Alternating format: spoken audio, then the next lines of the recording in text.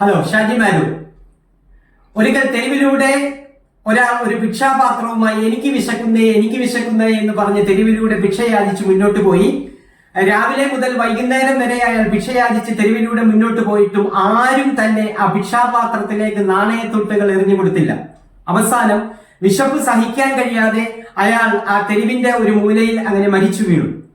കുറച്ചു കഴിഞ്ഞപ്പോൾ രണ്ട് ചെറുപ്പക്കാർ ആ തെരുവിലൂടെ ഇങ്ങനെ നടന്നു വന്നു. അവര് നോക്കിയപ്പോൾ ഒരു ഭിക്ഷക്കാരൻ മരിച്ചു കിടക്കുന്നു, തൊട്ടടുത്തൊരു പാത്രവും കിടക്കുന്നു. അവർക്ക് ആ പാത്രത്തിൽ എന്തോ ഒരു പ്രത്യേകത തോന്നി. അവർ ആ പാത്രം എടുത്തുകൊണ്ട് പോയി ഒരു പൈപ്പിന്റെ ചൂട്ടിൽ കൊണ്ടുവച്ച് ഇങ്ങനെ കഴുകാൻ തുടങ്ങി.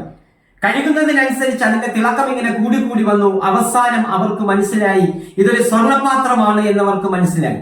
അപ്പോൾ ഒന്നാമൻ രണ്ടാമന്റെ അടുക്കൽ ചോദിച്ചു, ആരാണ് ഈ ഭിക്ഷക്കാരന്റെ മരണത്തിന് കാരണക്കാരൻ ആരാണ് എന്ന് ചോദിച്ചപ്പോൾ രണ്ടാമൻ പറഞ്ഞു, ഈ തെരുവിൽ താമസിക്കുന്ന അയാൾ ഭിക്ഷയാചിച്ച് തെരുവിലൂടെ മുന്നോട്ട് പോയിട്ട് അയാളുടെ ഭിക്ഷാപാത്രത്തിലേക്ക് നാണയത്തുട്ടുകൾ എറിഞ്ഞു കൊടുക്കാത്ത ഈ തെരുവിന്റെ സൈഡിൽ താമസിക്കുന്ന ജനങ്ങളാണ് അയാളുടെ മരണത്തിന് കാരണക്കാരൻ എന്ന് പറഞ്ഞപ്പോൾ രണ്ടാമൻ പറഞ്ഞു, നീ പറഞ്ഞ ആൻസർ തെറ്റാണ്. അയാളുടെ മരണത്തിന് കാരണക്കാരൻ അയാൾ തന്നെയാണ്. കാരണം കയ്യിൽ ഒരു സ്വർണ്ണപാത്രവും വെച്ചിട്ടാണ് അയാൾ എനിക്ക് വിശക്കുന്നേ എന്ന് പറഞ്ഞ് തെരുവിലൂടെ ഭിക്ഷയാചിച്ച് മുന്നോട്ട് പോയത്.